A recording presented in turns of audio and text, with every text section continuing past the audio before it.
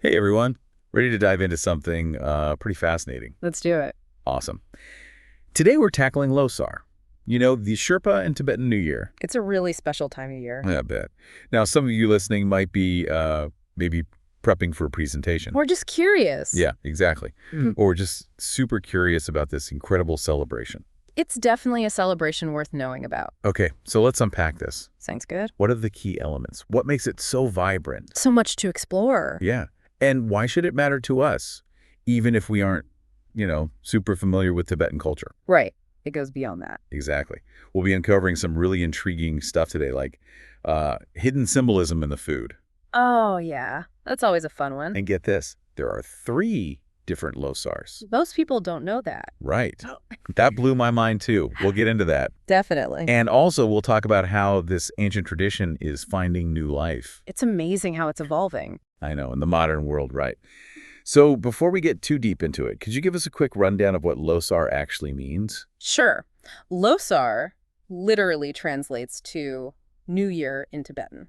Okay, so pretty straightforward so far. But it's more than just a calendar change. It's celebrated by a bunch of different Himalayan communities. Oh, okay, so not just in Tibet then. Right, exactly. We're talking Sherpas, Tamang people, the Gurung community. Wow, okay, so a real mix of folks. Yeah, all nestled in the Himalayas. Each community brings its own unique flavor to Lhosar. I love that, like a tapestry of traditions. That's a great way to put it. But the core theme, that remains consistent. And what is that core theme exactly? It's all about renewal, reflection, letting go of the old and embracing the new. Oh yeah, that universal human desire for fresh starts. I could totally relate to that. Me too. And of course, there are the joyous festivities. Of course, gotta have those. It wouldn't be a New Year celebration without them. So when exactly does this all go down? Lhosar typically falls somewhere between late January and March. Okay, so not tied to our usual Gregorian calendar then. Right. It follows the Tibetan lunar calendar, which adds another layer of intrigue, don't you think? For sure. It's like stepping into a different way of marking time. Exactly. So earlier, you mentioned something that totally caught my attention. 3 different Lhosars. Right. I have to admit, I had no idea. Yeah, it's one of those things that surprises a lot of people. It's so cool, though. So break it down for us. What are these 3 Lhosars all about? Okay, so we have Tamu Lhosar, Sonam Lhosar, and Yalpo Lhosar. Okay, 3 very distinct names. What makes each one unique? Well, each one is associated with a particular community and has its own set of customs and traditions.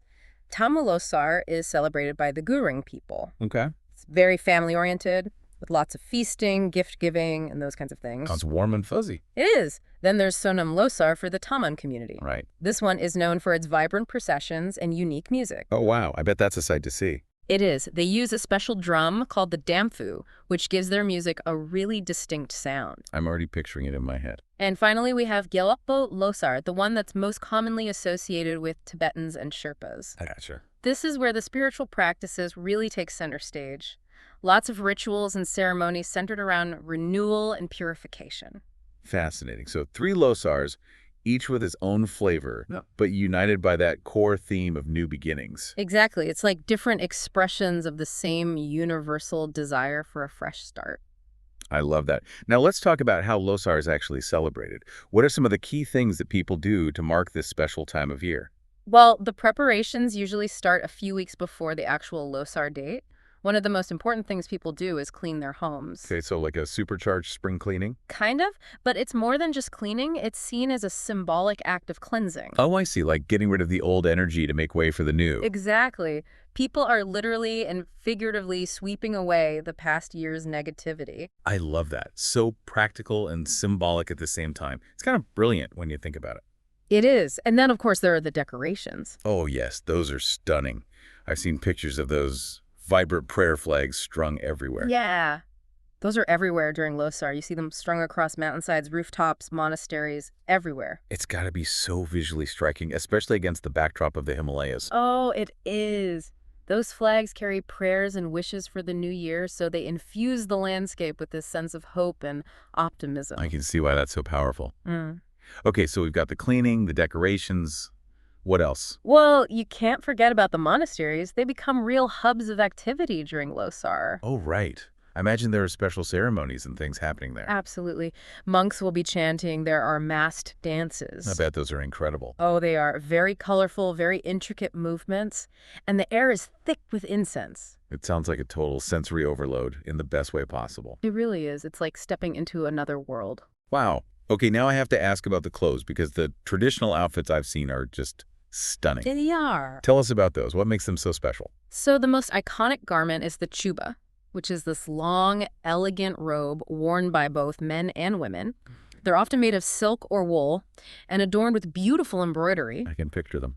And then you have the women's jewelry. Oh, right. It's more than just decoration. It's a real testament to their heritage. What do you mean? Well, each piece often has a story behind it, Oh, wow. passed down through generations, representing different aspects of their culture and beliefs. So it's like wearing a piece of history. Exactly. Amazing. Okay, all this talk about celebration is making me hungry. What can you tell us about the Lhosar feast? I'm especially curious about this guthuk soup I've heard about. Oh, the food is a huge part of the celebration. I figured. Guthuk is a must-try. It's a hearty noodle soup. Sounds delicious already. But here's the twist. It has symbolic items hidden inside. What kind of items? Well, things like wool to represent kindness, chili for a sharp mind. Whoa, that's so cool. So it's like a culinary fortune cookie. Exactly. Each ingredient represents a different wish for the new year. I love that idea. It adds so much meaning to the meal. It's not just about the taste, it's about the symbolism and the hopes woven into each bite. That's beautiful. Okay, so guthuk is definitely on my list to try. What else are we having? Well, you can't forget about caps. Okay, what's that? There are these crispy, buttery pastries. Yeah, They're kind of addictive, actually. Hard to stop at just one. I bet. And to wash it all down. Well, you gotta have the butter tea. Oh, right. I've heard about that. It's like a warm hug in a cup, perfect for those chilly Himalayan evenings. Okay, my mouth is officially watering. So we've got the savory soup, the sweet treats, the warming tea. Sounds like a feast fit for a king. Or queen. Or a queen, of course. Yeah. But I know there's a deeper side to Lhosar too, right? Right. A spiritual significance that goes beyond the festivities. What can you tell us about that? Absolutely. It's not just about the external celebrations. It's also a time for deep introspection, looking back at the past year with gratitude Makes sense. for both the good and the bad, and then setting intentions for the future. Like aligning yourself with the natural cycles of renewal. Exactly. Yeah, it's like taking stock of where you've been and choosing where you want to go next. And how does the Tibetan lunar calendar play into all of this? Oh, it's super important. Yeah. The Tibetan lunar calendar is really tied to Buddhist astrology. Right. And Lhosar is seen as like the super auspicious time Is to clear away any negative karma from the past year Oh, interesting. and accumulate merit for the year ahead. So starting the year with a clean slate, karmically speaking. Exactly. I'm curious, are there any specific practices people do for this kind of karmic cleansing? Oh, yeah, definitely. One powerful tradition is burning incense and juniper branches. Oh, wow, I've heard of that. It smells amazing. I bet. But the fragrant smoke is thought to like purify negative energy, Right. both within yourself and in the environment. It's like a symbolic fresh start. It is. And I think it resonates with people across cultures. For sure. It's like that universal human desire for a clean slate. Exactly. It's like spring cleaning for your soul. I love that. Now, we talked about the lunar calendar and Buddhist astrology. But what about ancestors? I imagine they play a big role in Lhosar, too. Oh, absolutely. Honoring ancestors and keeping traditions alive. Right. It's like woven into the fabric of Lhosar. It's like a reminder that you're part of this larger story, right? It is a lineage that stretches back through time. It's powerful stuff. Which actually makes me wonder, how does an ancient tradition like Lhosar fit into our modern world? That's a great question. It's amazing to see how Lhosar is thriving. Really? Not just surviving, but actually thriving in today's world. I'm surprised to hear that. I mean, with globalization and all that. You'd think it would be fading away. Right. But actually, celebrations are popping up in cities all over the globe. Wow. Where, for example... Oh, places like New York, London, Sydney, you name it. And it's adapting to new contexts. That's fascinating. So it's not about clinging to the past, but making it relevant for today. Exactly. And I imagine social media plays a role in all of this. Oh, huge role. It allows people to connect with their heritage, Right. share their Lhosar experiences. Yeah. Keep those traditions alive even when they're far from home. It's like a digital thread connecting people to their roots. I like that. It's a beautiful way to put it. Earlier, we talked about those 3 distinct Lhosar celebrations. Tamu, Sonam, and Jalpo. Mm. Can you give us a bit more detail about the unique customs that make each one special? Absolutely. So let's start with Tamu Lhosar, Okay. the one celebrated by the Gurung community. Right, right. It's all about family, large gatherings, delicious meals, laughter, exchanging gifts. Sounds lovely. And they have this special dance called Rodi. Oh, tell me about that. Oh, it's vibrant, full of energy, a real celebration of their culture. So Tamalusar is like a big, warm family hug with some awesome dance moves thrown in. That's a great way to put it. What about Sonam Losar, the one with the unique music, right? Right. Celebrated by the Tamang people. Okay. Sonam Lhosar is all about those colorful processions. Oh, right. You mentioned those before. Streets filled with people in traditional clothes, the air just buzzing with excitement. Must be a sight to see. And what about the music? Ah, the music. It's really special. Tell me more. They have this drum, the damfu, with this deep resonant sound. Oh, wow. It really sets the tone for the whole celebration. It's amazing how each Losar has its own rhythm and vibe. It is. Okay. And finally, Gyalpo Losar, the one we mostly associate with Tibetans and Sherpas. That's the one. What are some of his standout features? So in addition to all the things we've talked about, like the cleaning, the decorations, the feasting, Gyalpo Lhosar has a strong emphasis on spiritual practices. Okay. Many people will visit monasteries during this time Oh, I can imagine. to receive blessings from the monks, make offerings, participate in special prayers. It's a time to really deepen that connection with spirituality. Exactly. And to set those intentions for the year ahead, visualize all the good things they want to manifest. It seems like no matter which Losar you're celebrating, it's all about fresh starts and connecting with something bigger than yourself. It is. And I think that's why Lhosar appeals to so many people. Yeah. Even those who don't know much about Tibetan culture. I agree. It speaks to that universal human desire for renewal and connection. Exactly. You know, as we've been talking, I've been thinking about all the effort that goes into these celebrations. Yeah. The preparations, the rituals, the food, the clothes. It's clearly a labor of love. It truly is. These traditions have been passed down for generations. Right. And people take immense pride in keeping them alive. I can see that. It's a beautiful testament to the resilience of culture and the power of community. So if someone's never experienced Losar firsthand, what's the one thing they should know? What's the essence of it? Ooh, if I had to sum it up in one word, it would be joy. Joy, huh? Yeah, pure joy. It's a celebration of life, of new beginnings, of the beauty of Tibetan culture. I like that. It's an invitation to open your heart, open your mind, something new, experience the world in a different way. Beautifully said. Okay. Well, we talked about the customs, the spiritual side, the modern evolution of Losar, but we can't forget about the food. Oh, the food. My stomach's rumbling just thinking about that guthuk soup. It's a feast for the senses. We already talked about guthuk and kapsa, but there's so much more. Okay, tell me everything. What else do we have on the menu? Well, you have to try momos. Okay, I've heard of those. They're little dumplings filled with meat or veggies. Oh yeah, they sound A delicious. staple of Tibetan cuisine and a must-have at any Lhosar feast. Momos check. What else is there? Thukpa is another good one. Thukpa. Okay, what is it? It's a hearty noodle soup, perfect for those chilly days. Ooh, I could use a bowl of that right now. Imagine a rich broth packed with veggies, meat, chewy noodles. That's perfect. Really hits the spot. All right, savory dumplings, hearty soup. Anything for the sweet tooths out there. Of course. Dressy is a must-try for those with a sweet tooth. Okay, what's dressy? It's a sweet rice dish, often made with butter, sugar, raisins. Yeah. A comforting traditional dessert. That sounds like the perfect ending to a Lhosar feast. It is the perfect balance of savory, sweet, and heartwarming. So we've got our savory dumplings, our hearty soup, our sweet rice. It sounds like a Lhosar feast is a journey for the taste buds. It is, and it's all about sharing those flavors, those moments of joy with loved ones. That's what makes it so special. It's not just about the food itself, but the connection that comes with sharing it. Exactly. Food has this amazing power to bring people together. Right. And that's especially true during Lhosar. So true. It's about nourishing the body and the soul. I love that. Okay, we've covered the food, the customs, the spiritual side of things. Is there anything else we should know about Lhosar before we wrap up? Well, one thing that often gets overlooked is the role of art and music. Oh, right. You mentioned traditional instruments earlier, but there must be so much more to it. There is a whole world of artistic expression woven into Lhosar.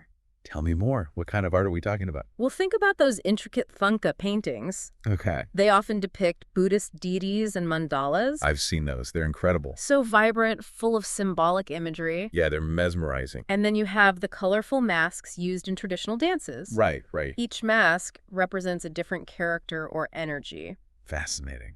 And of course, there's the beautiful calligraphy. Oh, yeah. You see it on prayer flags, adorning homes. Adds a touch of elegance to everything. It does. It's a reminder that tradition and creativity go hand in hand. It sounds like a truly immersive experience, engaging all the senses. It is. Each art form tells a story, conveys a message. Yeah. It enriches the whole Lhosar experience. I love how even the art and music are woven into the fabric of the tradition. It's all interconnected, creating this rich and meaningful experience. Okay, so we've talked about the customs, the food, the spiritual significance, the art, the music.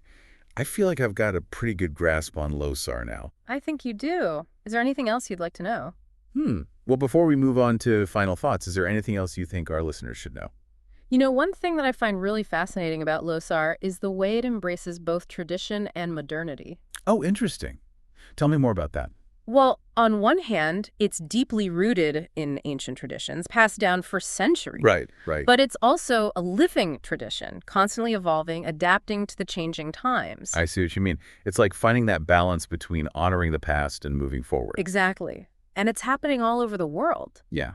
Lhosar is celebrated in new ways, in new places, thanks to technology and globalization. It's like it's finding its footing in a new world without losing its soul. That's a great way to put it. It's inspiring to see how culture can be both timeless and timely, you know? It is. It's about finding that sweet spot, that balance between the old and the new. It's like Lhosar is a bridge between the past and the present. Exactly. And that's a message that resonates with everyone, I think. For sure. We all have our own traditions, our own ways of celebrating life. Right. But the desire to connect with our heritage, to find meaning in the past, to create new traditions, that's universal. Absolutely. And I think that's a perfect segue into our final thoughts on Lhosar. It really is amazing to think about how Lhosar can connect us to something much bigger than ourselves. It is, right. Yeah, and you don't even have to wait for the actual holiday Right. to embrace those themes of renewal, Exactly. called connection. You can tap into that Lhosar spirit any time of year. I love that. So Yeah. how can we do that? Well, it could be something as simple as trying a new recipe from a different culture, Ooh, that's a good one. or maybe learning a few phrases in a new language, Okay, yeah. or even just taking some time for reflection and gratitude. Those are great ideas. It's like taking those core values of Lhosar. Ah. The cleansing, the intention setting, Yeah. and finding ways to weave those into everyday life. Exactly. Small but meaningful ways to broaden our horizons. Yeah. Totally. It's like we've been saying all along. Lhosar is about so much more than just a celebration. It is. It's a way of life. It's a philosophy. Exactly. Now, I know it's a long shot for many of us, but Yeah. can you imagine actually experiencing Lhosar in the Himalayas? Like witnessing those processions firsthand. It would be incredible. Tasting that delicious food, feeling the energy of the rituals. Why, yeah. It'd be unforgettable. But even if a trip to the Himalayas isn't in the cards right now, Right. are there ways to connect with Lhosar wherever we are? Oh, absolutely. For starters, do some research. Okay. Dive deeper into those different types of Lhosar. Yeah. Explore the customs, maybe even try making some of those dishes we talked about. Yum. I'm already looking up recipes. There are tons of resources online and in libraries. Great point. Yeah. What else can we do? See if there are any Tibetan or Himalayan communities near you. Oh, good idea. They might be hosting Lhosar events. That would be amazing, a chance to experience the culture firsthand. It's about seeking out those experiences, even in our own backyards. So true. You never know what you might find right on your doorstep. Exactly. Maybe there's a hidden gem of a Tibetan restaurant. Or a cultural center offering classes. Yeah. It's about being open to new things. It's like we can create our own little Lhosar celebrations no matter where we are. Exactly. Embrace that spirit of joy, renewal, connection. Beautifully said. Okay, we've covered a lot of ground today. The history, the customs, the food, the art, the music. I think it's safe to say we've done a deep dive into Lhosar. We definitely have. I hope our listeners have enjoyed it. Me too. But before we go, any final thoughts you want to leave us with? Well, as we were exploring Lhosar, one thing really struck me. What's that? The power of tradition. Okay. to connect us to something bigger than ourselves. I like that. Our ancestors, our communities. The natural world. It's like a reminder that we're all part of this incredible tapestry of human experience. Exactly. And that there's always something new to learn to appreciate. Absolutely. And that even in a world that's constantly changing, some things stay the same. Like what? Our need for connection, for joy, our fascination with the world around us. I said it better myself. Well, folks, that wraps up our deep dive into Lhosar. Thanks for joining us. Yes, thank you all for listening. Until next time, keep exploring, keep learning, and most importantly, Keep that Lhosar spirit alive. Tashi Dalek, everyone.